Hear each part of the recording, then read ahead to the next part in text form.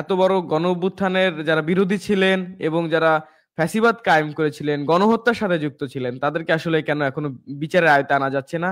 তাদের কেন এখনো চিহ্নিত করে আহ বিচারের আয়ত্তে আসলে আনা যাচ্ছে না, একটু যদি বলতেন ভাই। এখন বিষয় হচ্ছে যে গণহত্যায় জড়িত তাদের কেন বিচার কার্যে প্রলম্বিত করা হচ্ছে। এখানে একটি বিষয় বারবার সামনে আসে। আমরা দেখেছি আওয়ামী লীগের রাজনীতি নিষিদ্ধ করার ব্যাপারে কারা সবচেয়ে বেশি বাধা দিয়েছে,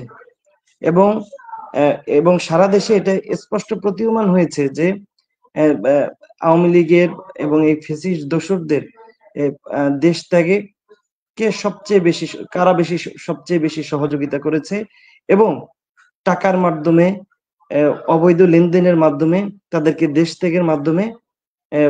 দেশ থেকে সহযোগিতা করেছে। এখন একটি বিষয় এখানে স্পষ্ট করি যে দেখেন, যদি বলা হয় কেন প্রলম্বিত করা হচ্ছে, আমার তো বারবার এটা মনে হয় বেশি যে এই গণহত্যার বিচার করতে গেলে বা বিচার বাস্তবায়ন করতে গেলে আবার এরকম কোন রাজনৈতিক দল বা এরকম কোন সুশীল দল সামনে এসে বলে কিনা যে আওয়ামী লীগের গণহত্যার বিচার করা যাবে না, এরকম একটা ভয় আমার কাছে মনে হয়।